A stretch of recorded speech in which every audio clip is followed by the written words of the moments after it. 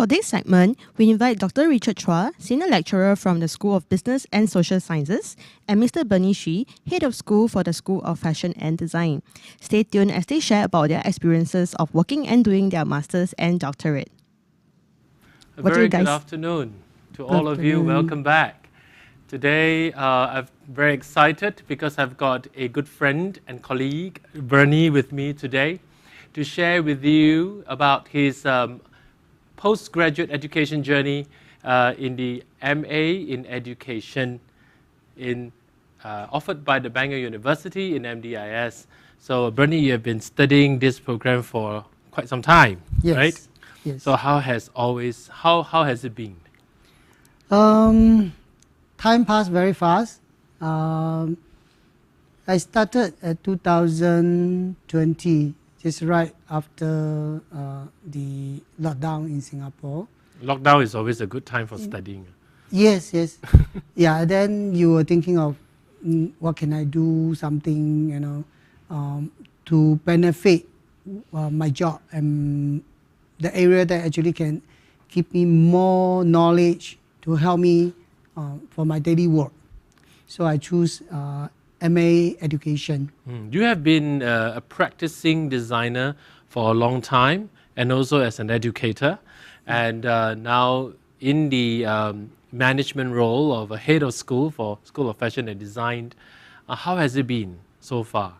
It's very different experience when you are in the industry, in fashion especially, because you fully equipped with your skill and knowledge, and you know what to do and you know how.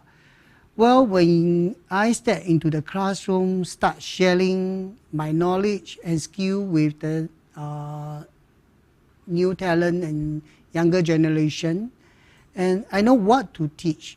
I know what is necessary for them to learn. However, I still having some doubts, like how to go about in terms of processing and the class management and manage the different cultural differences and different perspective and expectation, how to manage the cohort. And that actually give me an encouragement. Maybe I should stay into higher education, because if you want to make myself as still relevant in this education industry, I think MA Education is the must for me to explore. It's actually very different, right? As a designer, you're focused in your own work, your design, your collection, your line, right? And also now having to walk into the classroom to teach. Not only you have to inspire our students, and also to kind of slowly discover their own talent, their own aesthetics, their taste, their direction and everything. So in terms of these two, well, if you would allow me, it's like from the personal kind of focus on creating a work to now having to discover and develop talent. What is the subtle difference between that? Good question. The difference between these two groups, this different type of environment, well, I should say when I'm in the industry, whoever junior or team member or colleagues I'm working with, they are, most of them, industry ready. Yeah? If not, we will throw them back to the industry. Yeah? We only recruit people who have equipped with the so-called suitable experience and knowledge and skill and so on. Well, for the student, they are not industry ready. So it's for us to lead them to explore, the opportunity in the industry and what kind of professional they want to be in the industry. And that's very different type of coaching. So you're coaching the student and coaching the industry team are quite different, because for the I should say for the industry people, they know what they want. Yeah, because if they like the job and they think that they can perform well, they will stay with you. Otherwise, they will change, they will switch. But they know very clearly what they want. They can make a choice. Well, for the students, they are new. They are pretty new in the industry. So all the lecturer, all from industry experience. And we, as I say, we qualify to teach. However, not all of us are certified to teach, because there is a difference. Right after I start my MA education, I realized that to manage the class and to lead the class to set academic standard and link with the industry expectation, that actually is the educator's job, and it's very different from what you know. Yeah. There's still a difference, because at the end of the day, when you walk into the classroom, you are managing students. You have to be very mindful of their progress, and also in terms of the psychology, right, of learning. Like for me, I'm not in fashion, so if you ask me to do sewing or draping, I will find it very intimidating. And if I drape and I look at my fellow classmates and they drape better than me, and also able to see the cutting and everything better than me, then I would also feel very pressurized, in that sense that maybe start doubting myself, right? Yeah, so these are all these challenges that in having a postgraduate education and specializing in this area. Education, yeah, we actually address this issue with the student learning experience. And the most important part is we learn how to scaffolding the student, and this is the important process for every lecturer. The early stage they experience or interaction with the student, they have access with the students' learning standard and their background, and to bring the best out from them, rather than to put them in the same platform to evaluate the difference. So talk about scaffolding. That means it's a step at a time, right? One layer after another layer. And every student in a different step.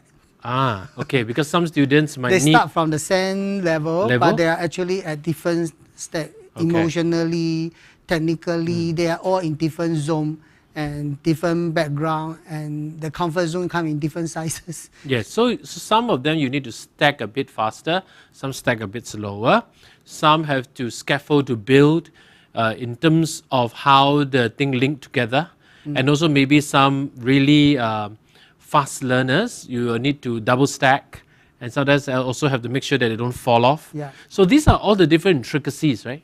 Especially when you start to build the learning journey of a student. Like a Lego. Yeah, wow. So that in itself requires very specialized knowledge. And you have to consolidate and lead all the cohort to the one direction, the outcome, and there is a quality of the outcome. So about quality of outcome, because quality is something very subjective, right?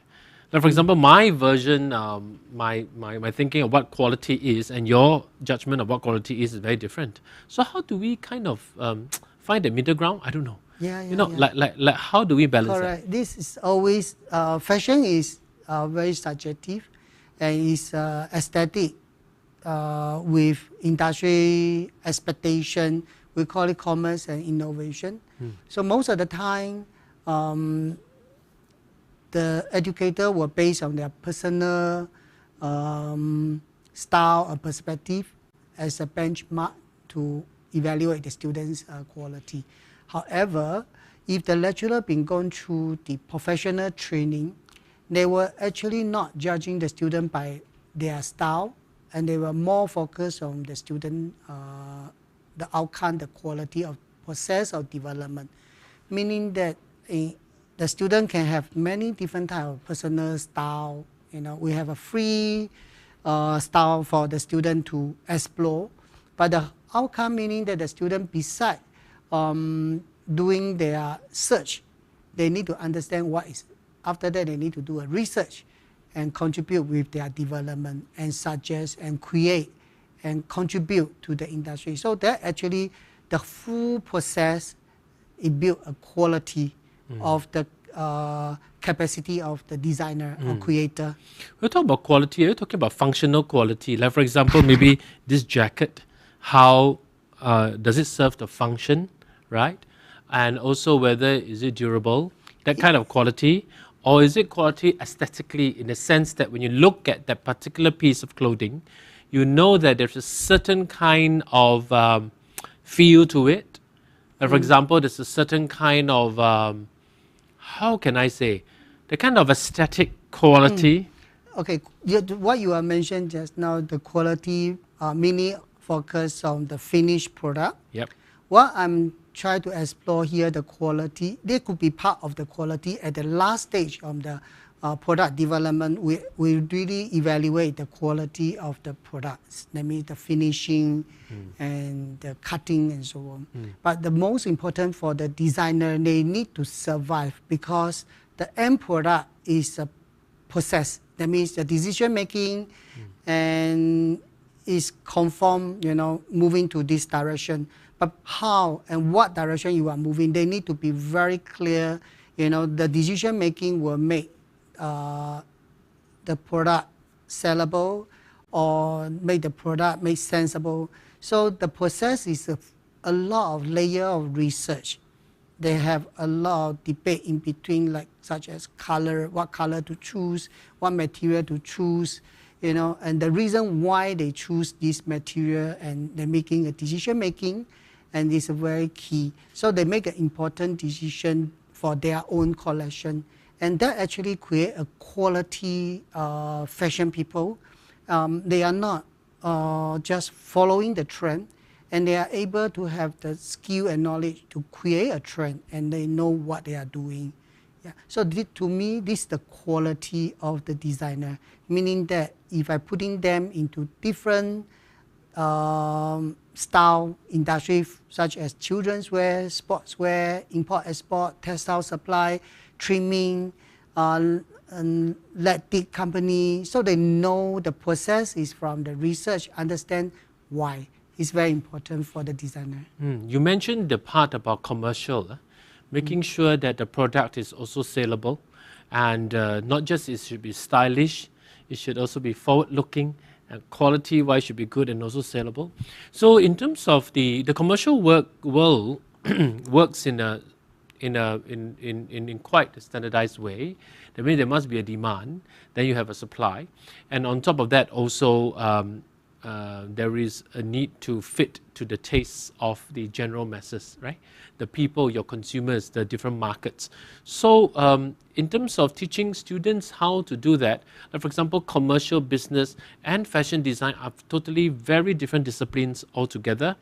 So in terms of your postgraduate education study process, when you encounter two different, so vastly different disciplines, and now you have to kind of marry it in education, how is that relationship like for all three for you? We need to explain the different gap, the in between, like for example, aesthetic and commercial value. So student can design something that is zero commercial value. Zero commercial value doesn't mean that there's no value in it. It's because the creation is not based on the commercial. It's aesthetic, is the base. It could be a piece of art or just the process of, the development, processing or recording. And this piece of maybe 2 or 3 minutes of video could be a piece of work. So the student need to understand what they are doing and what they are doing this for. So meaning that before they start to set down their direction of their development, they could do a research. They could do a research based on their market, the demographic, the weathers, and of course, if they are going to some of the commercial merchandising and marketing modules, and then they will train how to make budgeting and strategy for the merchandise.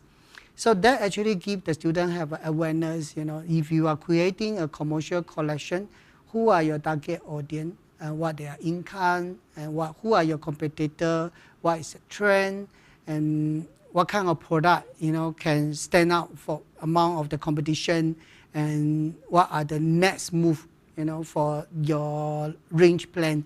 So the student have a commercial training, also have the aesthetic training. But gradually, they will narrow down the gap in between, because in both direction, decision making still contain of quality of decision. So as a fashion designer these days, it's also quite difficult. There are many things that you have to think about, the considerations, And think fast. And think fast. Yeah. And also not forgetting your skills, right? Yeah. The skills are able to create a piece in that sense. Yeah. So maybe moving towards this area in terms of skills, we talk about fashion design and also in terms of craft, like, the basics from the drawing of patterns and also draping and also to kind of do fits and everything like that. Is this something that is still important today? Now, given we have got so much technology, so many new things out there, who is able to make the whole measurement, right, or manufacturing of a piece of a garment now so much easier. Yeah, technology moving so fast and they're so user friendly sometimes for the all industry.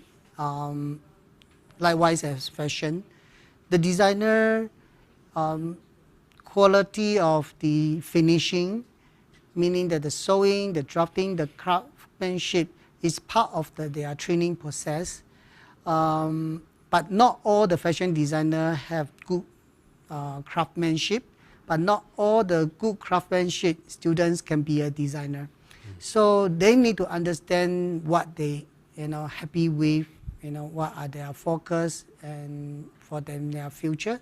So they will work with different group of people. Like for example, if the student they know the quality but they cannot do it by themselves, they were working with a good production house.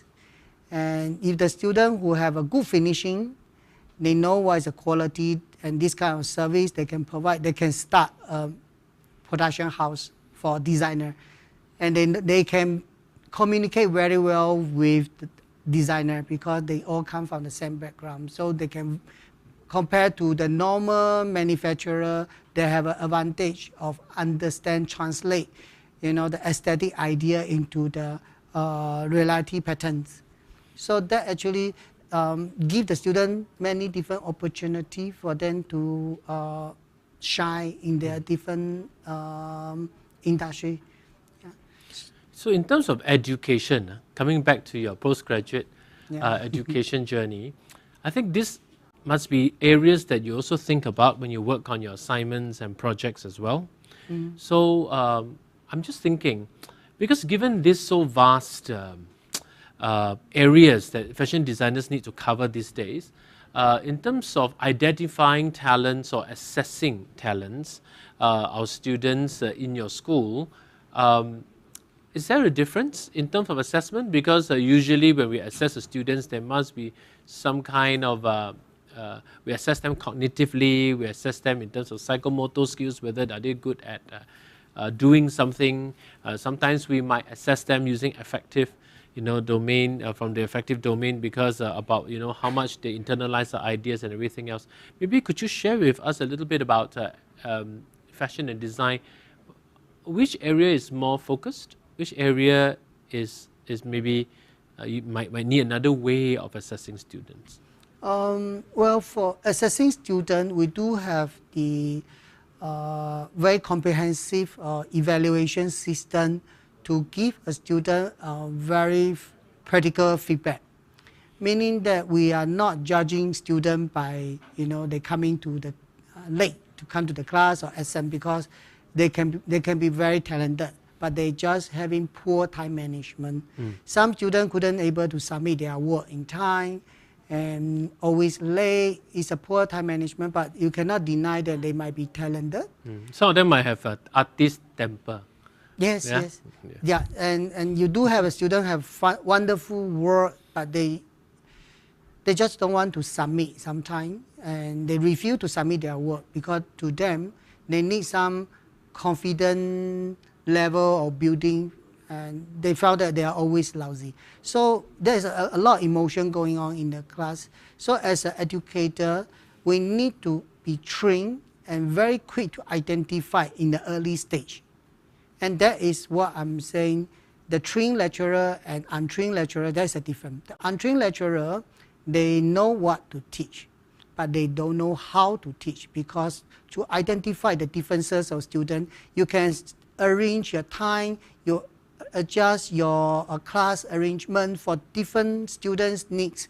Like if the student having good in color but poor in sewing, traditionally a lot of school will tell the student you are not doing good. But because just one component are not successful, and you will turn the student around. And that is happened in a lot of traditional of fashion education. So what we are doing here, we give a student a very fair opportunity to evaluate. In fact, the lecturer and the student having the same copy of evaluation form. So what we are doing is the student going to evaluate themselves using the same form, and the lecturer also do the same thing, and the two parties putting the evaluation result together and discuss. See whether there's a match. And that is an interesting part. So sometimes students give for design process 100 marks for themselves. So the lecturer maybe give 40. Yeah. So they will discuss. And then this the discussion point. It creates a space for the lecturer and students to understand the differences and how the student can actually doing better, and how the lecturer understand why the student thinking they are so fantastic in this area. And some students actually they feel themselves in certain area, and the lecturer will give them actually quite a good mark. And why happened to, the lecturer give the impression the student are not doing well. And this actually give both parties have a fair discussion channel to talk about the work instead of talking about the result. So that actually give a student a very good experience for them to moving forward to the next step. Yeah, I think that's a very, very good point, because we focus on the work, not on the results, because the work eventually is the one that is out there, right? Delivered to your customers, or even wearing someone's going to wear it. So the work is definitely important, and whether the work of the quality and also how good it is, then the results will kind of come together with it. I think the other challenge which you mentioned, I think as an educator myself, is always a challenge. It's either you don't want to kind of give students a certain kind of false impression that they are good, in the name of motivating them too much, right? And so that you can push them a little bit more as you go along, and also to give those really talented students who are actually very good but always self-doubting their ability or their skills, give them the additional push, right? At the end of the day, there's a very fine line in between that defines, how do we actually go one over the other. And I think this is always a challenge. And in a structured study, in a postgraduate education in education, that is something which is kind of very difficult to teach in the classroom. Yeah, because the students are very different. As just now we discussed, they're having different comfort zone and store in different places, and have no choice. They start from the same level. And educator responsibility are huge because they need to identify the students' talent. Yeah, because they are not here to give just for the mark and deliver the module. They have to acknowledge the talent of each individual student. So everyone are different. They have all of them having different, skill or strength and weaknesses. And just for example, we have one student always, not a fantastic student. The mark is always average, academically below average, but she always pass. When she coming to the second year, she feels that very challenged, to continue because she is not doing well. And we have this assessment with the student to discuss with everyone's talent after second year, because that will be the last year before they reach the industry. So I give the student full access with her previous work, and I tell the student, yes, your production standard is horrible. Yeah. Okay. No matter how you try, yeah. But you have a solution. You can actually ask some professional people to do it for you, because the university do allow 30% of this process to be outsourced, and you're learning how to deal and bargain and pricing. You do research. You're learning different skills. But she's so fantastic in color. she's so unique in the color palette and the engineering of putting her color into her collection. And the student suddenly start crying. It's just a simple comment like, you are fantastic in color, because we never know that this student have 200,000 followers on social media just for her color makeup. And she said, how do you know? I have 240,000 followers on my social media, just follow my blog of my cosmetic. I said, yeah, this on your paper, this who you are. You know, I can identify you are good in color. So not everyone is good in color, and this is your strength. It's whether you want to continue is your choice. But this is what I can see. Yeah, so you see, everybody has their own talents in different ways. And you know what? And she owns her own cosmetic company now. And she produced her cosmetic line from Japan. So our role as educators, as teachers, and also as talent spotters, like in your work, it is important that we listen with our eyes and heart and observation. And we are also, not spotters, but we just cannot stop to tell them, this is what we can see.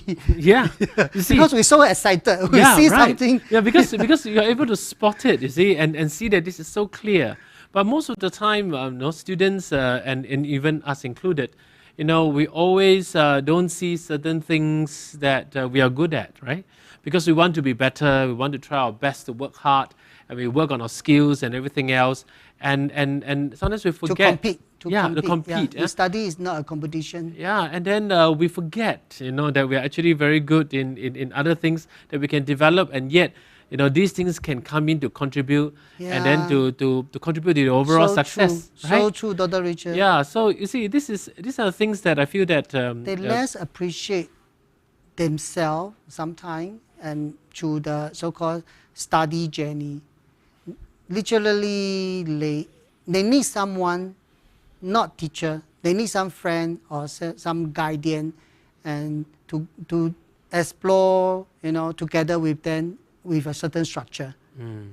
So for educators out there, those of you who are already in the industry and you want to consider postgraduate education for yourself, I think it's also very important that we have all these things in mind.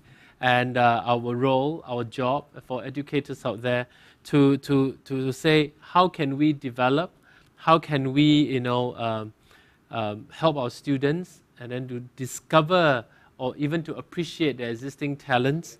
Or build a structure in the future. Yeah, and a future for them. So, we are actually people who create a conducive environment, coming together for them to have a safe space, to be able to explore, able to fall and come back up again, so that when they enter the industry, they'll be better prepared in that sense. So in terms of the postgraduate education, the MA in education, so is the program a space for you, a safe space for you to try out certain things as well?